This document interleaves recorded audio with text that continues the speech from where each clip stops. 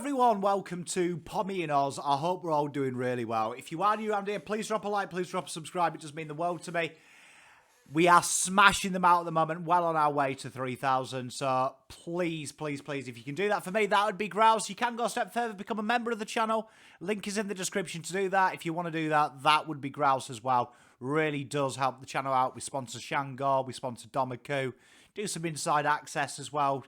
And it helps us along. It's really good that you can do that. So if you could do that, no obligation. And if you're a returning PommyInOzer, g'day to you. How are you going? So today we've got the review of the 15-point loss to Richmond. And fucking hate losing, as you know. You know me, I'm not a big fan of it.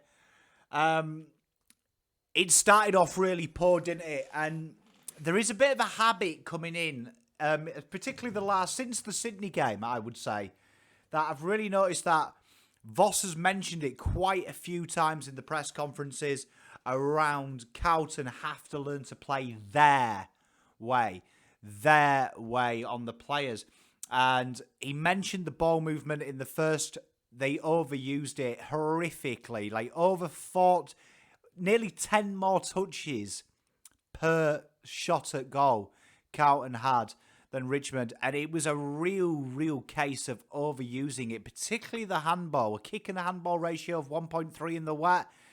It's all right in the sun, in the dry, that is Carlton's game style, but in the wet, it is a disaster, and you saw Carlton really overuse it, particularly in the first half. They really overused that ball, particularly going close to inside 50. No one wanted to do it. And you really saw the myriad of difference of Richmond and the expertise. A lot of taps forward, a lot of soccers forward. Keep the ball in motion.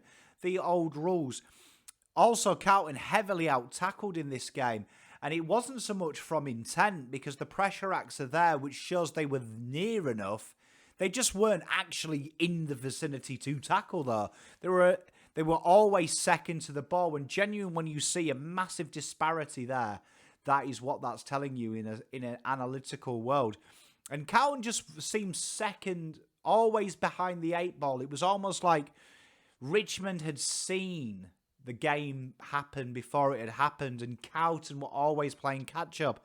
And they were playing catch-up almost everywhere. It's also interesting when you see you break even at the hit-outs. It was almost even.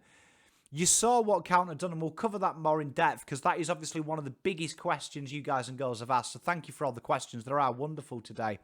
But you really did see Carlton set up at stoppages versus Richmond's, and Richmond got battered by Carlton last time in the stoppages. They brought that extra man. They played that extra man behind to take away that outlet ball that Carlton liked to use. And they really did look to flood it, particularly on the ball. Their wings really pincered in and really made it tight. Their half forwards worked overtime to get to them as well, which we talked about in the scout report and the preview. And their half-back line really pushed up high to really take Carlton's run and carry away. And in the end, you actually found, I went back and watched it, Carlton got their hands on the ball quite a lot of times in stoppages and clearances. But we know they are one of the lowest sides in the comp, kick-to-handball ratio-wise, in them tight situations in stoppages. It became our undoing because no one wanted to gain the territory.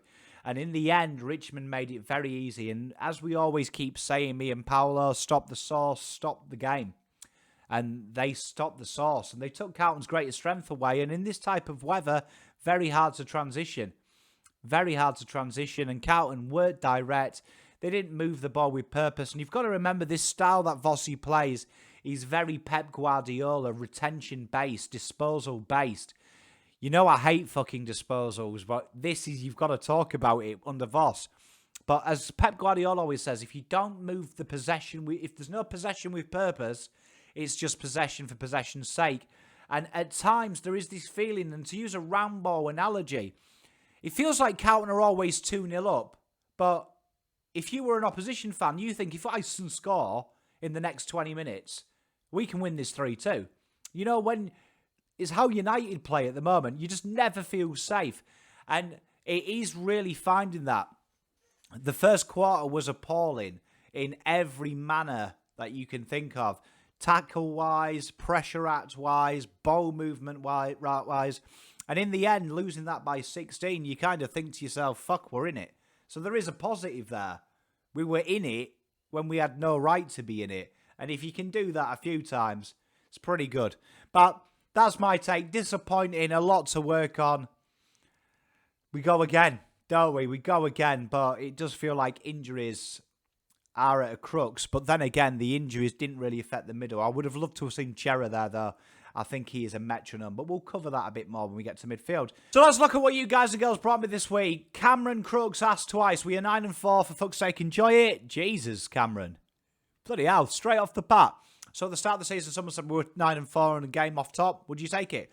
100%. I don't think anyone in the history of humanity wouldn't have taken it. They would have bit your arm off and then taken a bit of your face for bants, wouldn't they? Spot on.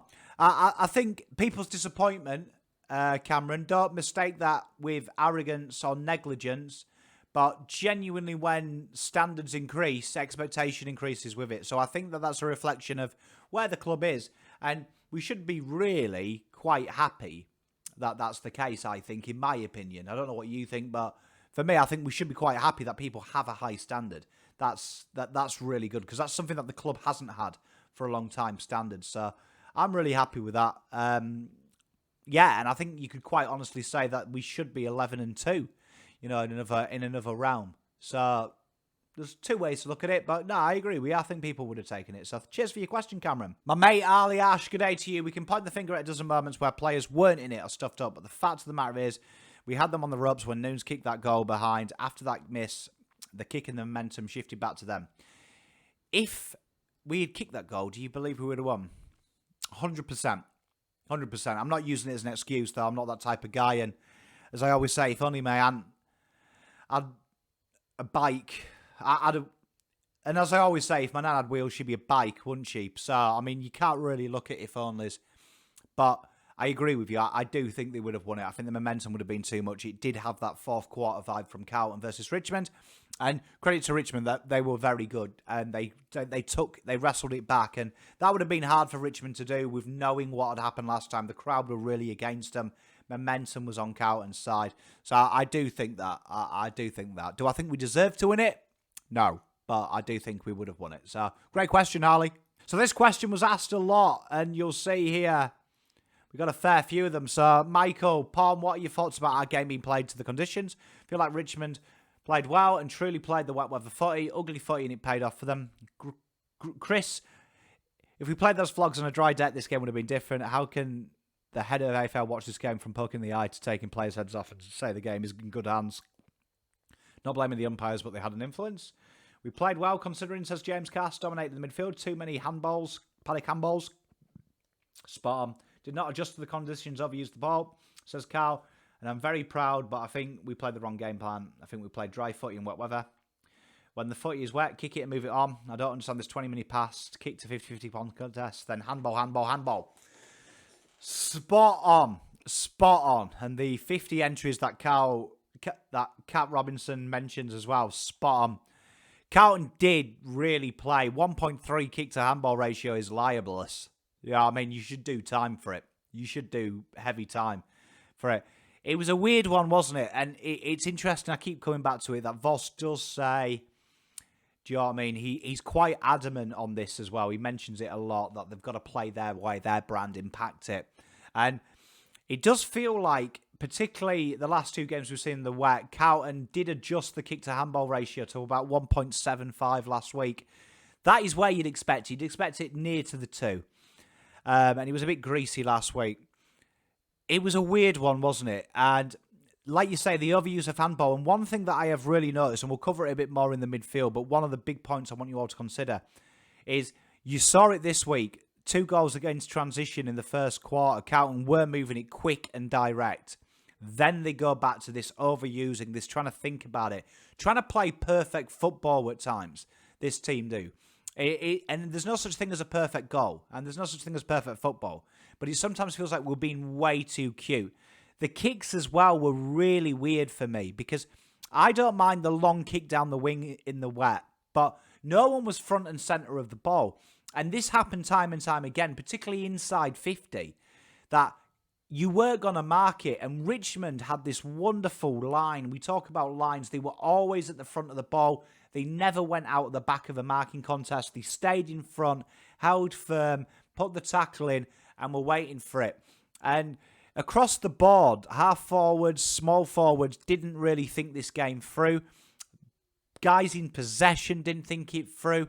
And like you correctly say, you've got to keep the ball moving, get it going forward, play the territory game and be at the fall of the ball and make something happen. And when Carlton did that, Kennedy had some nice moments outside of 50. Magic happened, but it was few and far between. And when they did switch on, probably after half-time, in the wet, it's really hard to claw. And Carlton had their opportunity to win. But yeah, like you say, it is definitely that. But I mean, I will put this to you all. Would you coach wet weather football when our dry weather football has been so poor for so long?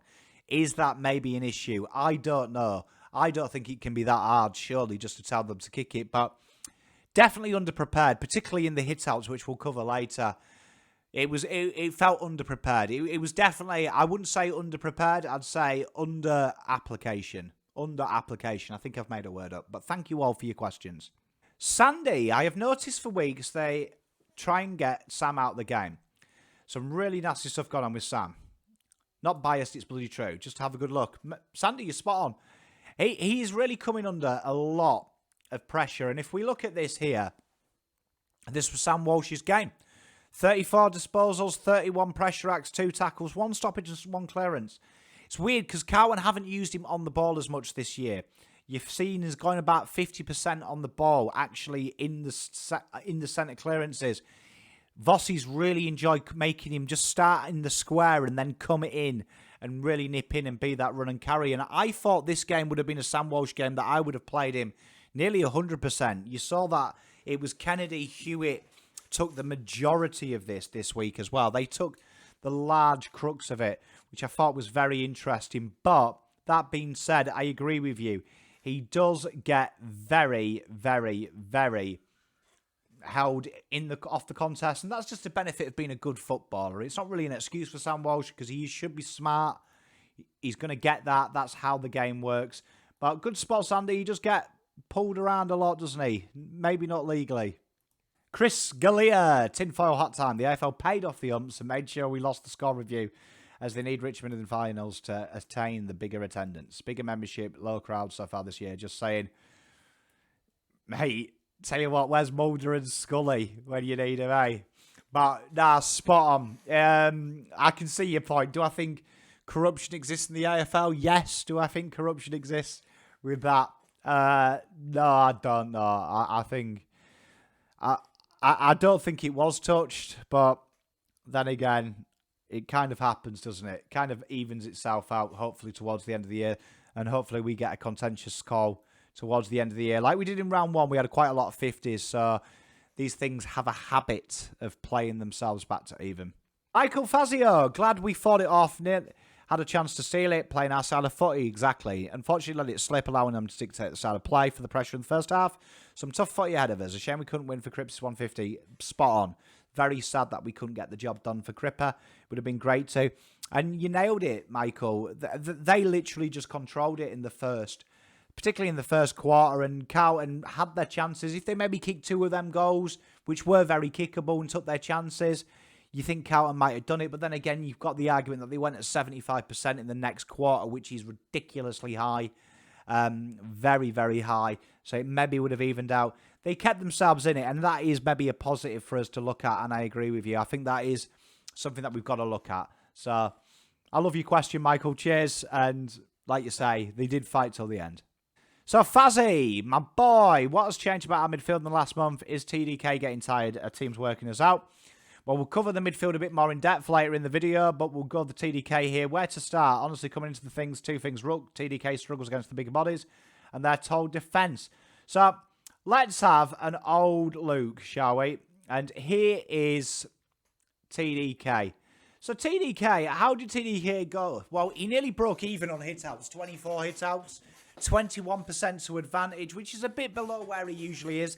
Hit-out win percentage, 39, and tackles, 3.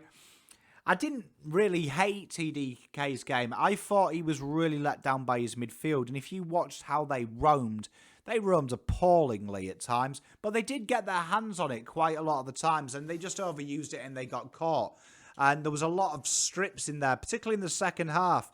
TDK did get in good position, stood tall, did the right things. But the two big takeouts for me in the ruck was, we talked about it in the scout report where Nank taps it. It's either downwards or just a little bit behind him. And that's what they mastered. They excelled. They flooded that behind the ball.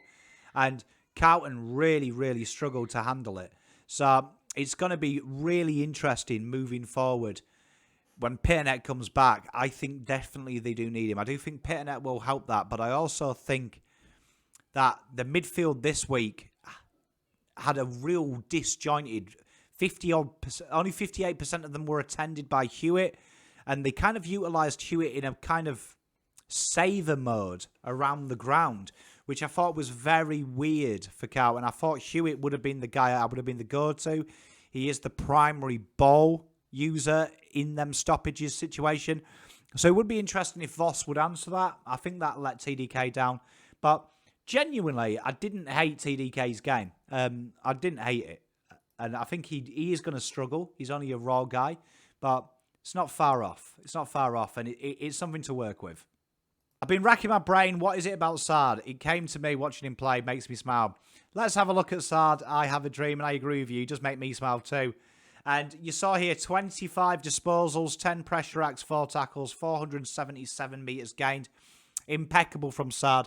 He's the go-to guy. His ability to really put pressure on, especially on the rebound, is really important.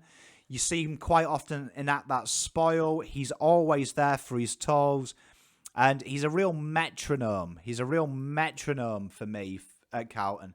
And I think that's really important. When we talk about tempo-based football, I felt this week the midfield really lacked anyone to look for some tempo.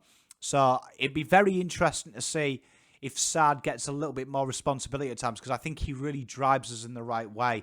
And we need someone like that in the midfield. And I think that is Lederman. I think Carlton really missed Lederman this week because he is kind of the metronome in the way the ball is moved and how quickly it is. He is that outlet pass quite often. So especially in stoppages, Lederman and Hewitt work very hard with Walsh in the stoppages.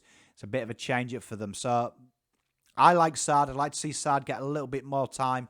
His hands on the ball more through force from Carlton. But very good game and a great spot. I have a dream.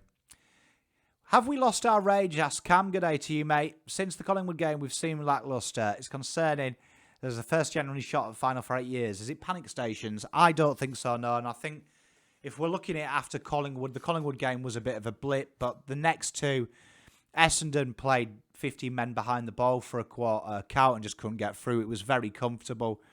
It wasn't textbook football, but they really did enough against a crap side that it was very controlled. And this week, I don't think it was a too bad a performance in the terms of, if you look at it across the whole, the last two were very good. The first two were poor. They kind of got back into it in the second. So I'm not worried yet. I'll worry next week under the stadium in the good conditions at Marvel. If Carlton play like they have done in that, when everything is going their way, even with their injuries. I'm not allowing the injuries to be an excuse. I'm backing Voss in here. He's spot on. I'll start to panic then maybe. But as for now, I'm not really panic, Cam, mate. Stick fat, we'll be okay.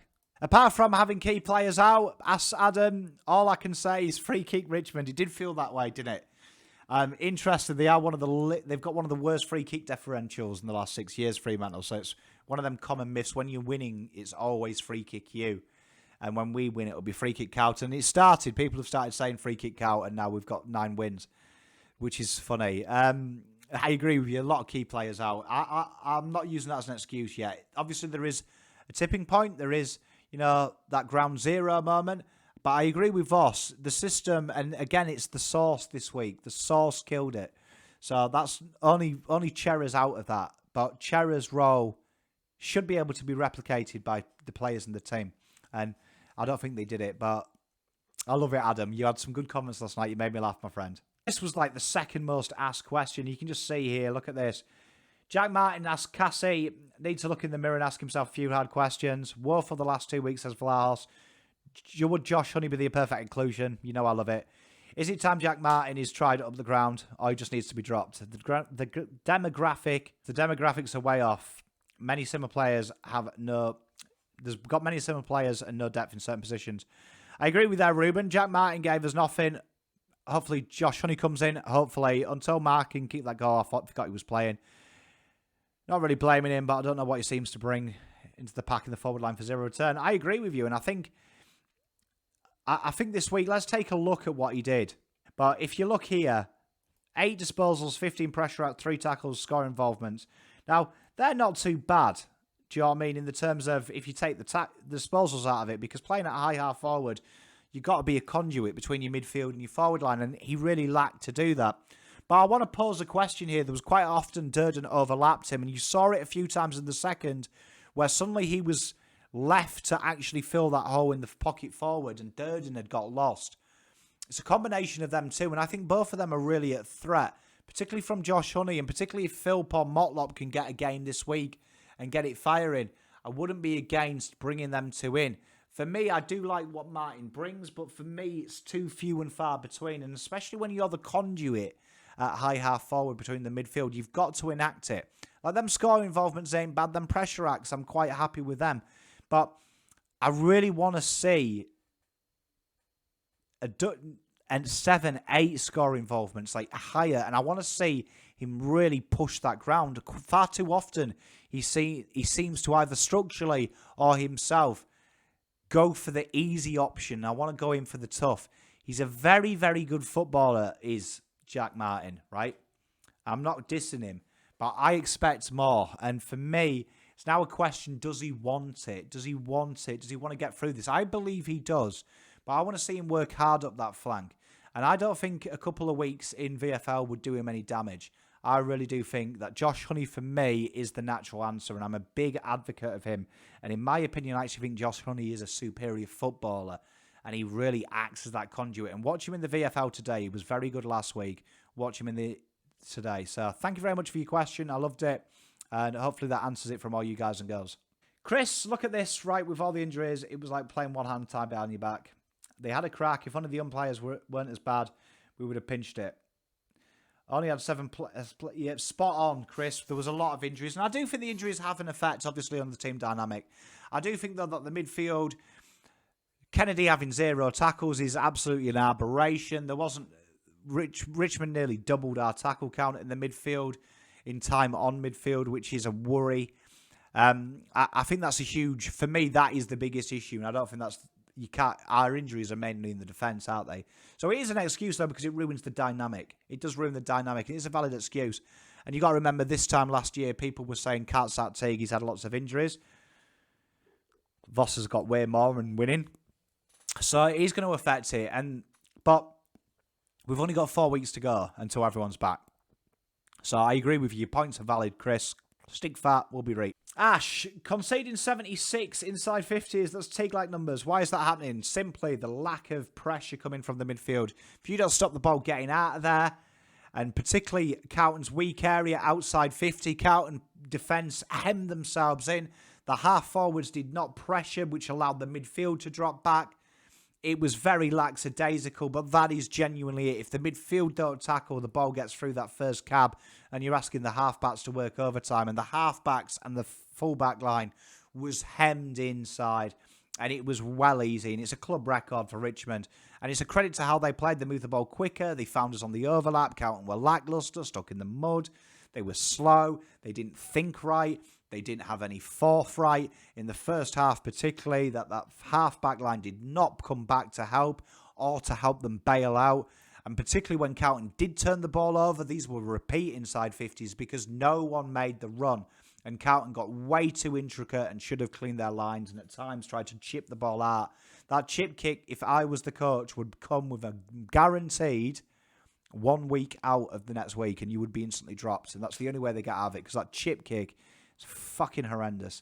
But great spot, Ashley. Hopefully that answers your question as always, mate. Fantastic question. Oh, here we are, Danbury, not our worst performance. They are Mickey Mouse, fucking Disney fairy tale bullshit team. We'll get them in the final. I'd like to hear on how they your take on how they win. And could we miss the 8? Well, I mean, Richmond, they won because they read the playbook. Absolute splendid from Richmond. They flooded. They played the extra behind the ball in the stoppages. They really did push their wings to pincer in to take Carlton's space. They knew Carlton would want to play it as they do. They took away that, and ultimately they strangled them. They strangled Carlton, and that was very good. But Josh Blood, will we miss the 8? Not on your Nelly. I will get a tattoo of David Teague smiling his shit-eater grin when we've just lost on my arse cheek if we miss the 8. But these are the things. So the win probability has been pretty good this year since round 2, since we've got some data. So we've got a 50-50 game coming up this week. Maybe in Fremantle's favour. I think that's wrong, but I understand why TPI is giving that. St Kilda, 53%. Eagles win. Geelong, wider ground. So Geelong on form are probably a better side at the moment, but the wide ground. So I would say that that's another 50% game. GWS will win that. Adelaide will win that. The Brisbane, the Melbourne game, and Collingwood, it is having as favourites just purely because on the account, genuinely winning 2-0 is very tough. And Carlton do match up with Collingwood as they do us very well. Right, giving us a finals of them at the moment 64, which what did Champs Data say? 70% to make the 8. So they're a bit, TPI is a bit more realistic because probably it's a bit more accurate, I feel, but that's because I invented it. So hopefully that puts your minds to at rest. We'll make the 8. Don't worry. Don't worry. A lot of people doing these predictors are mental. They're picking the favourites. Casper, there's no way that was an accident. Just proves. So he's talking about the finger gouge here. I don't think that was an accident at all. I really don't. And I could be wrong and I could be speculating. I know Tom Lynch and SAAD have kissed and made up, which is great to see. But I think he knew what he was doing. I think it was definitely a free kick. For me, you can't tell me that's not a free. So I'm with you, Casper. It hurt. It cost us a goal. It opened the game up, didn't it? But this is what happens in high-level sport. I have a dream. At the first bounce, I was hoping to see Hewitt tag Prestia. It didn't happen, and he slaughtered Cripps in the middle. Thoughts? Well, he didn't get Hewitt that much time on the ball. Like we say, 50%, and he was used elsewhere to try and protect the back line, which I thought was very interesting by Voss, but each to his own. 34 touches, 24 pressure acts, 5 tackles, 2 stoppage clearances, 3 centre clearances. It was a stout game, but it wasn't the explosive game. But it's a game that I don't mind Cripps have. But to answer your question, I have a dream. I find it absolutely bizarre that Hewitt wasn't the predominant primary one with Cripps. I think that Hewitt and Cripps are the go-to guys. And then I think, and I was saying it all watch along, play Fisher, and then Fisher went there and Carlton started to generate inside 50s. For me, when you play all 3 of them with Kennedy, it becomes very slow and arduous, and I feel Kennedy's better on the ball in stoppages. I think that's where his work is in tight when there's more people. So for me, yeah, I agree with you. I didn't like it. So Jordan, you seen any trends with our midfield? Consistently beating the Guts in the last few games. Spot on. I agree with you, my friend. Timmy, what happened to our centre square work? Richmond and Owens not been much chopped there. Spot on. Chris Gllenn, how can we fix our midfield? We haven't been ourselves. Can you look at the setup early in the game? And is George not been the same since he's got a corky? He has been a little bit down. I do think, though, that's more Voss where he's put him. Our midfield is hopeless because Chera's out and no Dow. I don't agree with you, Dow. I think Dow would have made that on-ball worse because he spreads way too far from his midfield and he would have got caught the way that they played men in the back. But I do admit that the midfield wasn't much caught. What's happened to our midfield seemed to be getting smashed at the contest. Richmond at times did the Bombers and smashed it into space running away from us. Spot on. And that's how both their ruckmen work. If you read the scout report, we taught Nankervis genuinely does that as his go-to when it's tight, or he drops it behind him into his oncoming traffic. Our strength has become our kryptonite. What has happened to midfield dominance? Dom, great. Sarasboy, why has our clearance game been so poor? Against Essendon, we got beaten. In the key moments of this game, we got beaten. Exactly. We had 0 points, you've got to remember, last week from centre clearances, and it was about 5, I think it was 7, this week, which wasn't great for Carlton, well unders. Well, let's have a look. Come and take a look at this. If we have a look at this first, Patrick, Cripps, Kennedy, Walsh, Hewitt, De Koning. Silvani and Fisher, this was their percentages of doing it. And if you look at the orange, that is generally the genuine key for how Vossi has really done it. Now, you've got to see that this usually works better with 2 rucks, and it has done historically with it when it's not Silvani, obviously, because that's the point of difference. But the point of difference is the really interesting one, and the point of difference this week was Fisher, who was sensational.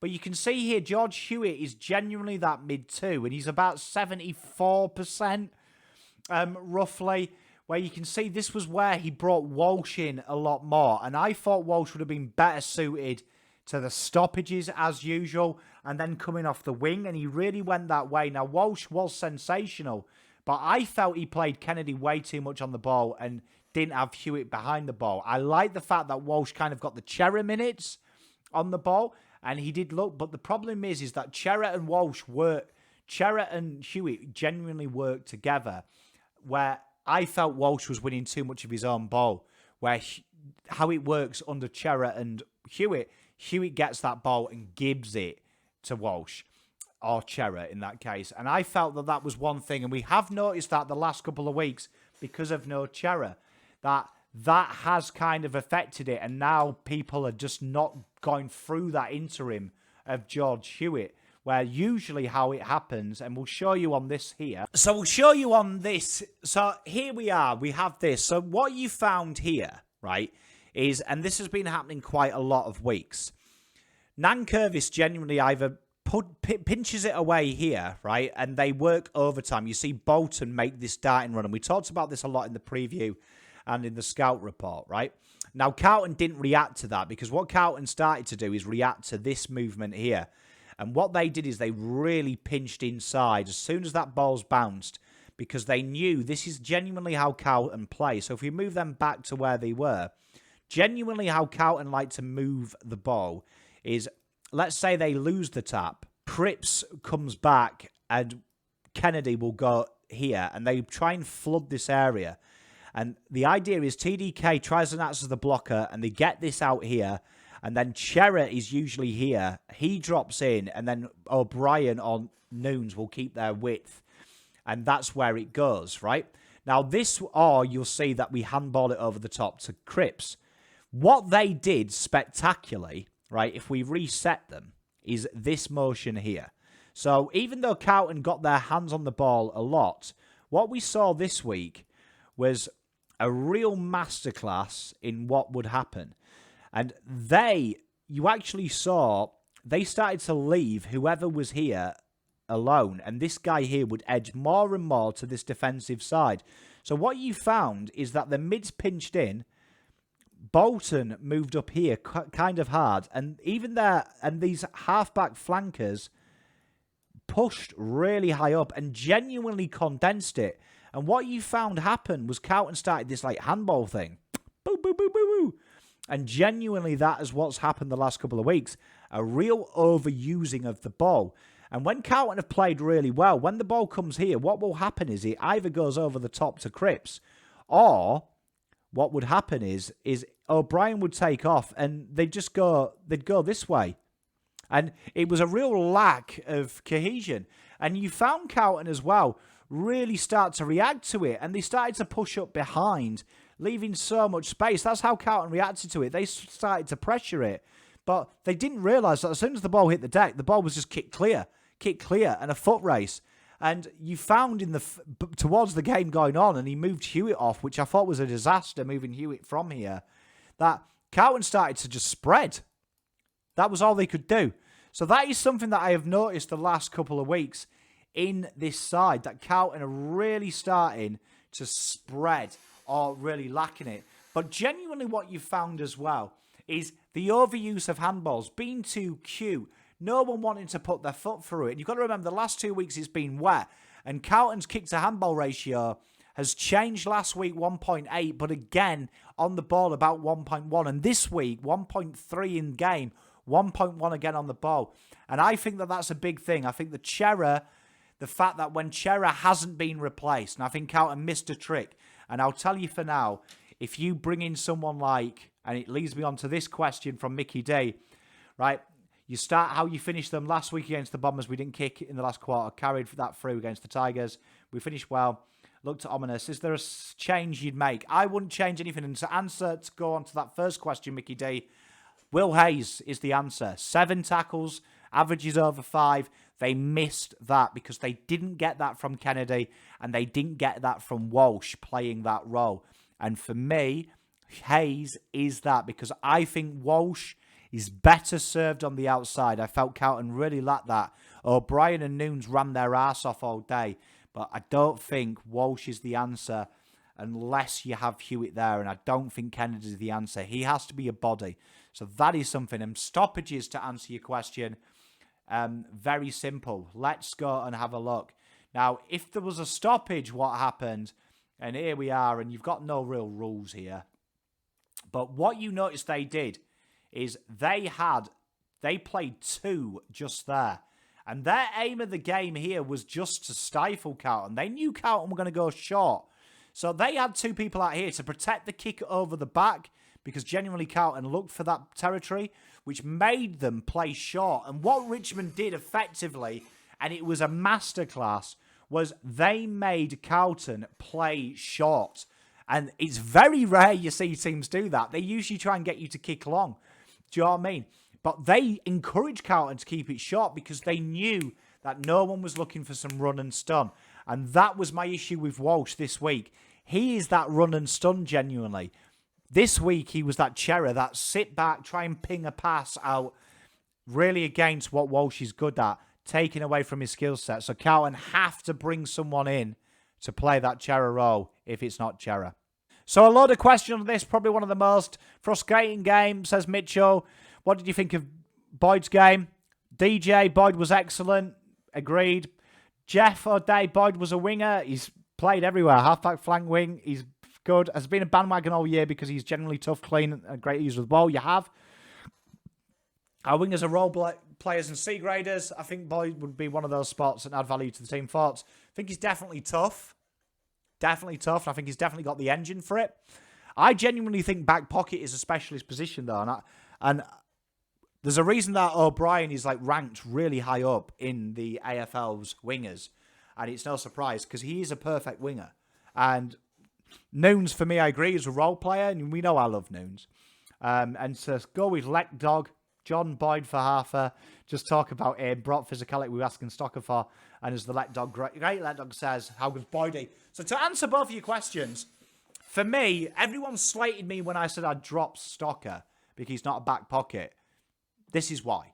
I think this is his role. And I think he mops up brilliantly. And I'll tell you for why. Because if we look here, 16 touches. And we said the issue I had with Stocker last week. And everyone was like, oh, Pom, he's tough. Yes, he's physically tough. But in the realms of AFL, where numbers count and your impact in the game is important, has to be on the tackles and the pressure sheet. This is elite for a back pocket. Score involvement's 4, 70% disposal efficiency. Absolute jet. So for me, I think he's found his position. I think he's locked in there. He's locked in there, which now means that we can maybe get Stocker playing a little bit higher up the ground. I wouldn't mind Stocker getting some midfield time in the VFL, to be honest. I think what this week showed is that it's very one-dimensional, and we probably do need just a point of difference. And this week we didn't have a point of difference, and maybe Stocks could be that. But I don't mind Stocker playing down the back if he played a Newman role. I think he needs to be involved. I think with his VFL, he's there. But Boyd, sensational. Never doubted him. I'm a big fan. Jeff Day, I know you've been a huge fan, mate, and I'm glad your boy could do it. There's nothing better when your boy does it. Bobby Winston, good day to you, mate. Hope you're enjoying Paris. 76 inside 50s to 51. Yeah, mate. Good effort by an underman Carlton team. Thank you, mate. He's a big Tiger fan, this guy. Thoughts on Bolton's glaring moment running to goal? Complete smarmy 2-minute noodle-headed prick. Absolute vulgar. No time for that. I don't mind celebrating when you score, but honestly, we're not Americans. Do you know what I mean? Don't fucking be like that. Absolute. To do it to Doc as well. And Bolton's done a lot to Doc. Do you know what I mean? For me, doesn't sit right with me. Don't mind you sledging someone, but absolute melt. And we finish with Dante. Took too long to get a goal on the scoreboard and to get into the game. Spot on. And Janana Tarkos. I'm sorry if I've massacred your name. Much sorry. The first term, though, all I can say, but also I meant in the fourth. Exactly. It's Jekyll and Hyde Carlton, isn't it? They really didn't see the conditions, and I agree with you. The game was lost at the first quarter, really. 16 points, we lost by 15. So great spot, you two. It was very poor, and we have covered it ad hoc. So thank you very much for your questions. But yeah, they were very poor. They weren't at the races. Total wrong game plan. Too much handballing. Not enough kicking. It was poor, and it was very cold to suit the day. So that's the review then, everyone. Thank you so much for your wonderful questions. You're all legends in my book. I'll see you soon. Have a wonderful weekend. Pom out.